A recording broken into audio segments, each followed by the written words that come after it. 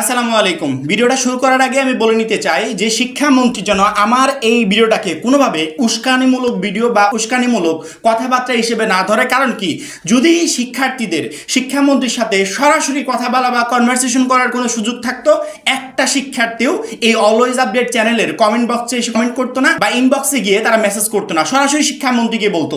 যেহেতু তাদের শিক্ষামন্ত্রীর সাথে কথা বলা পসিবল হচ্ছে না, সেক্ষেত্রে আমাদেরকে বারবার করে অনুরোধ করছে আমরা যেন তাদের পক্ষ হয়ে একটা ভিডিও শিক্ষামন্ত্রীর কাছে দিই। শিক্ষামন্ত্রীকে আমি অনুরোধ করব যে যেখানে টোটাল বাংলাদেশের এই পরিস্থিতি, যে পরীক্ষা নেওয়া সাধারণত এই মুহূর্তে কিন্তু স্কুলগুলোতে পরীক্ষা চলছে, ঢাকা সহ অন্যান্য সকল অঞ্চলে একবারে টোটালি রাস্তাঘাট তলিয়ে গেছে, যেখানে পরীক্ষা নেওয়া কোনোভাবে সম্ভব হচ্ছে না। অ্যাটলিস্ট আমি যেখানে আছি, যেখানে সারা বাংলাদেশ তলানোর পরে তারপরে এখানে পানি আসার কথা, এখানেও পরীক্ষা স্থগিত করা হয়েছে। শুধুমাত্র এখানে না, আমার পাংশার কথা যদি বলি, সকালবেলা দেখলাম জর্জ স্কুলের অবস্থা মানে একবারে হাঁটু সমান পানি হয়ে গেছে। এইভাবে সারা বাংলাদেশে পরীক্ষাগুলোকে স্থগিত করা হচ্ছে শুধুমাত্র শিক্ষার্থীরা এই দুর্যোগময় পরিস্থিতিতে পরীক্ষা দিতে পারবে না বলে। কিন্তু একটা পরীক্ষা এখন পর্যন্ত স্থগিত করা হয়নি, সেটা হচ্ছে এইচএসসি 26 পরীক্ষা। শুধুমাত্র চট্টগ্রাম অঞ্চলে পরীক্ষা স্থগিত করা হয়েছে, কিন্তু চট্টগ্রাম ব্যতীত আদার্স সারা বাংলাদেশে যে পরিমাণে বৃষ্টিপাত হচ্ছে, আবহাওয়া অধিদপ্তর থেকে একটু আগে খবর পেলাম যে সামনে 4-5 দিন এভাবে চলতে থাকবে।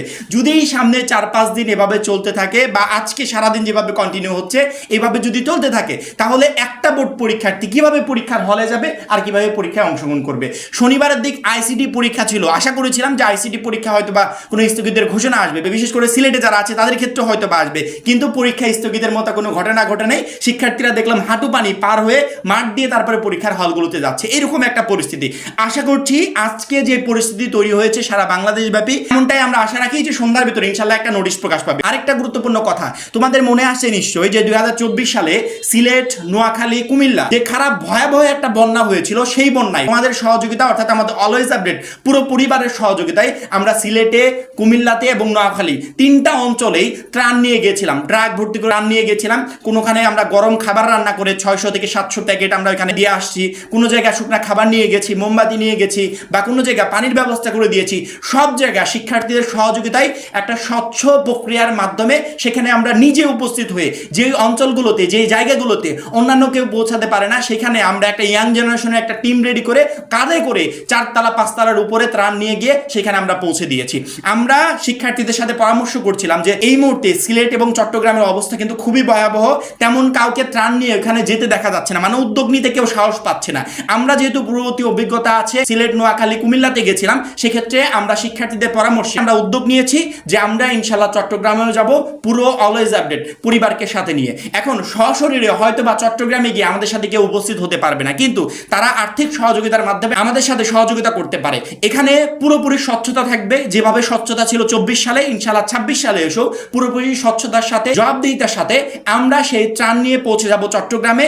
এখানে আমি হয়তো বা বলতে পারবো না যে একজন 10,000 টাকা দান করো, একজন 5,000 টাকা দান করো, না, তুমি যদি 1 টাকা পারো 1 টাকা দান করো, তুমি যদি 5 টাকা পারো 5 টাকা দান করো, 10 টাকা পারলে 10 টাকা দান করো। একটু চিন্তা করে দেখো, এই 10 টাকা তোমার কাছে আহামরি অতিরিক্ত কিছু না, কিন্তু যখন 100 জন মিলে, 1000 জন মিলে বা আমার 1 লাখ স্টুডেন্ট মিলে 10 টাকা করে দিবে, তখন কি অবস্থা হবে একটু চিন্তা করো। আমরা হয়তো বা 2-1 দিনের ভিতরেই সেই টোটাল ত্রাণগুলো রেডি করে আমরা চট্টগ্রামের উদ্দেশ্যে রওনা দিতে পারবো। এখানে কথা হচ্ছে মানবতার।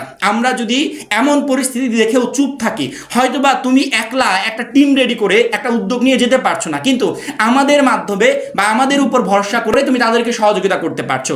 এই জন্য আমরা উদ্যোগ নিয়েছি, খুব শীঘ্রই ইনশাল্লাহ আমরা চট্টগ্রামের উদ্দেশ্যে রওনা হব, এবং এর জন্য আমাদের 24 সালের মতো 26 সালেও বড় পরিমাণের একটা ফান্ড দরকার।